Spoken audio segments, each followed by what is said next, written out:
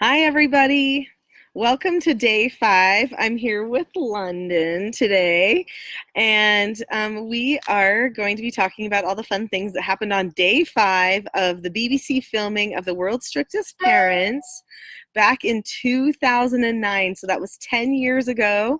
So we're doing a 10-year anniversary every day. We're going to be talking about what happened on all of the 8 days of filming. So there's still 3 days to come. Now, Londyn, you were 7 years old when we did that filming. Do you remember that?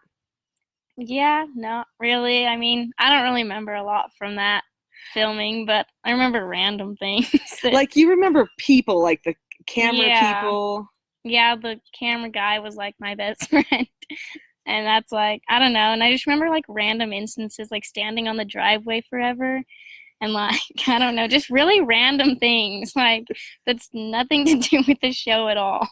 Well, I mean, it is. The reason why we stood on the driveway forever was because they wanted to get this shot of us in front of in front of our house, and they wanted everybody to look happy, and Porter just kind of sat there like, because he was bored. And do you remember how um, the director of the show, Ben, he was like, grumpy Porter, and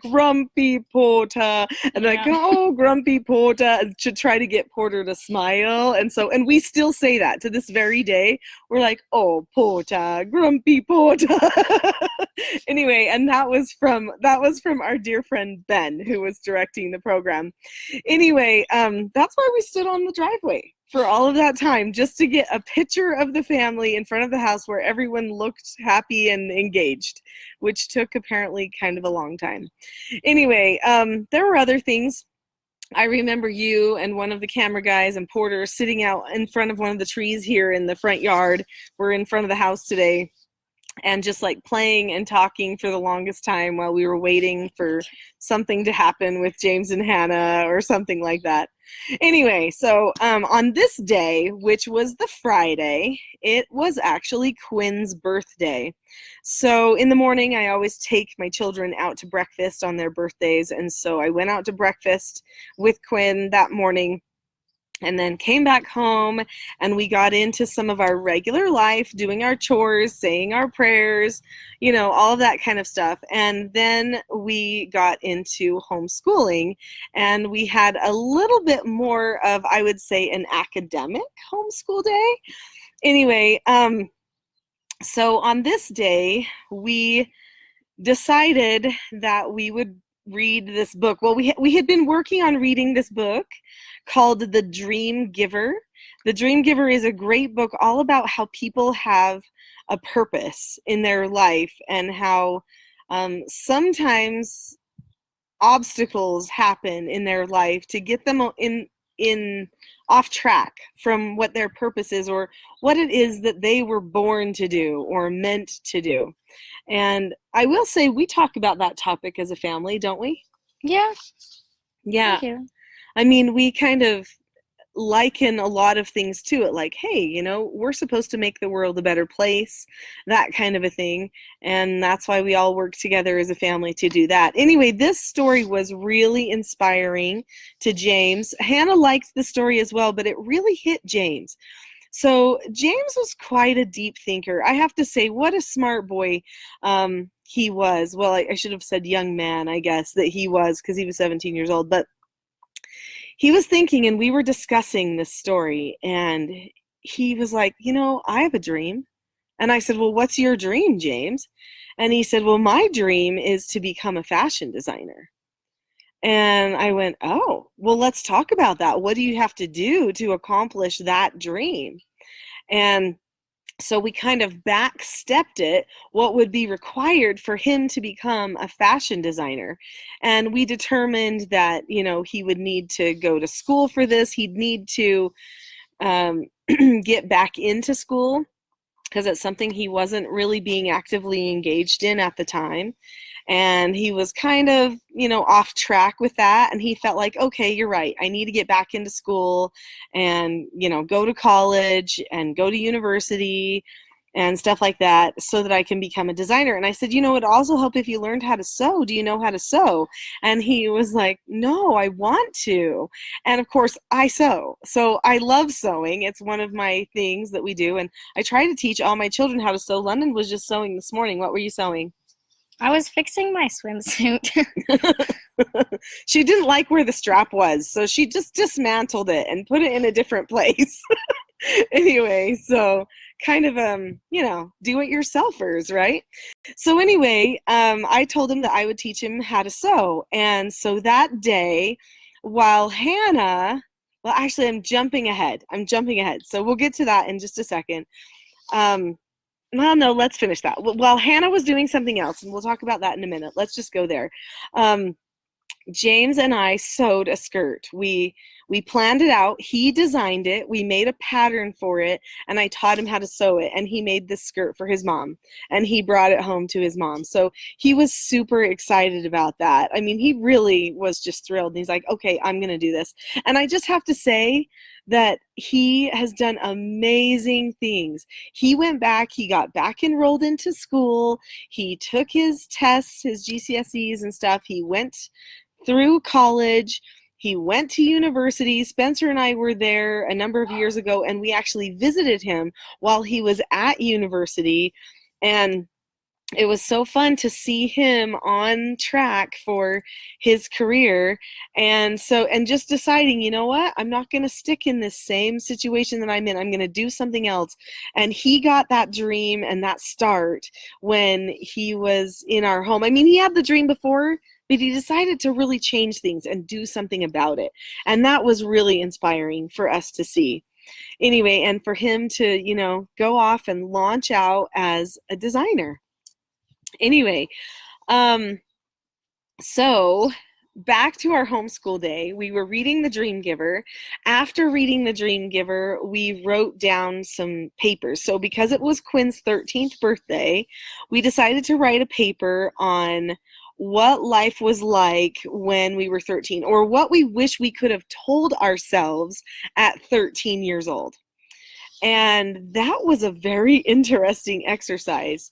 So, and particularly, everyone like James and Hannah were saying, okay, when I was 13, I wish that I would have known this, But the things that stick out to me the most in my mind are some of the things that Hannah wrote. So she said she wished that she wouldn't have, done drugs, and she wished, excuse me, she wished that she would have not lost her virginity and stuff like that. And she wished that she would have, decided to have some of those standards for herself. That was really inspiring for me, because it meant that she was seeing, there was a different way to live my life. I could have been a different 13-year-old. Things started on a pretty rough track for her at 13. And so she was seeing that she could have made some different decisions and possibly had a different trajectory to her life.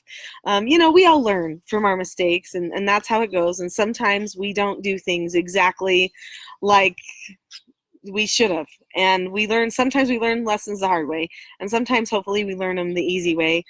But anyway, it was a really interesting exercise. And then after we did that, Hannah had a lunch date with Cash.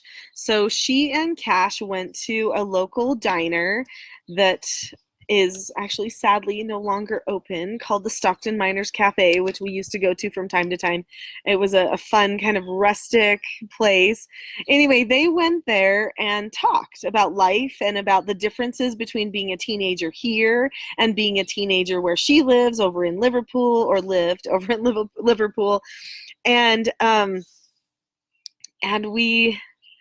wasn't there, actually. I just heard all the details of it. The camera crew gave me this is what they talked about, kind of a thing. And then, of course, I got to see it on camera.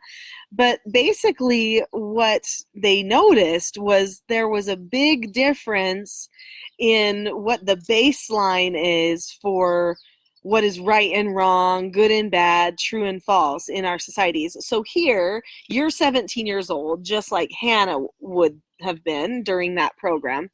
So would you think of taking drugs? Is that a normal thing to do amongst your No, friends? no, not at all. Not at all. When you go to a party, what do you do at parties? Play games, occasionally watch movies, eat food, just hang out. Just talk, but you don't like drink or No, smoke no. or do weird things. Okay, so what about stuff with boys? You've been on dates before, right? Yeah. Yeah. Did you find yourself being sexual and romantic and kissing? And would that be something you would ever do? No. You're like, no, Mom. Why are you talking to me about this? Anyway, so it just was totally different. And Cash was telling Hannah, well, no, we would not do that. Nope, we don't sleep together. Nope, we don't do that. And so she was a little surprised, I think a little shocked, that was just not an option for people in our community of friends. That's not to say that nobody does those things, but just in our particular community of friends and the people that we go to church with and do our homeschooling with. Anyway, so speaking of homeschooling, Londyn, so you've always been homeschooled, right? Yeah. Okay, so what do you like best about homeschool? Because homeschool was kind of like this scary thing for James and Hannah, but then they actually said to me that they kind of liked it. So what do you like about homeschool? Well, there's like a lot, I guess, about homeschool that I like. You get to learn whatever you want, not necessarily like whenever you want. Like you have to take it all in its own time, and you can't just jump around with things, obviously. But you also get to learn at the level you're at, so you're not like either at a level that's below you and bored, and you're also not pushed to a higher level that's overwhelming and too hard. You just get to learn where you're at and at a pace that you can understand and get it all through your head, I guess. And I don't know. And you're with your family a lot, which to some people would be a bad thing. But like me and my brother Porter, we're like best friends. We always are just doing things. And so it's just like fun, I guess. Yeah. Yeah, and Londyn has pushed herself, especially this year. So even though she's not really college age, she's technically graduated from homeschooling a year early this year, and she's starting some college classes and stuff like that. Or I guess in British terms, we would say university classes, which would be different. So anyway, another thing that people think about homeschool is that we never see anybody else. So if you homeschool, you would never have friends. Do you have friends? Oh, yeah, I have a lot of friends. Obviously, I have some closer friends and some more like acquaintance friends, but I know a lot of people. Yeah, you really do. In fact, in some ways, you probably know more people in this whole valley, like multi-cities. You know more people than maybe some of your friends that just go to school even know, just because the community is so large for the homeschool community. And so you work at places and people come in, you're like, hey, I know them and I know them. And Yeah. so there's lots of things. And we actually do things together, right? We've had groups where we do different things together. So this particular day, on day 5 with James and Hannah, we got together with a group of youth, and it was a multi thing. So we got together for a book discussion night, but it was also Quinn's birthday. So we had a Quinn birthday party with all of his homeschool friends and with James and Hannah there, and had cake and stuff like that. And then we discussed the Dream Giver, and the youth led the discussion. There was no parent involvement. We just got all the youth there. They led it, which is not an unusual thing, right? To have youth leading out in the homeschool community where we live. So so they had a great book discussion, and then they played games. They played night games, they played volleyball, piggyback rides, silly dancing out on the lawn. And I tell you what, they had so much fun. James and Hannah had so much fun. At the end of that, they were like, that was so fun. And I said, yeah, that was a party. And they were like, huh. Compared to the parties that they had been going to, that was a really different party, and they were able to see the difference. We're getting attacked by a hornet. Hopefully it doesn't come back. Anyway, well, it's live, right? No editing. It just, whatever happens, happens. So that was basically what happened during the day. They loved the party, and I loved being able to show them, you don't have to get drunk, and you don't have to do drugs, and you don't have to, you know, smoke or whatever to have a party. Like, a party is about you being with people and having a fun time with those people, enjoying their company, talking to them, valuing them, and that's what a party is. So anyway, tomorrow we will be talking about day 6. Don't forget, this week we have a celebration special for our 10-year celebration. It's a support special. So you can join our support group, which I just did this morning, my weekly call for the support group. You can join that support group, be on the weekly calls, ask your questions, or hear me answer other people's questions for $1 for 1 month on that support group. If you want to join that, just to give you a boost in your teaching self-government direction. And then also we have a special on the implementation course this week, and a really discounted special on the upcoming parenting mastery training, which is a live 3-day training. Nothing compares to those. They are really awesome. Anyway, so I hope you'll check out some of those things, and we will see you again tomorrow. Bye-bye.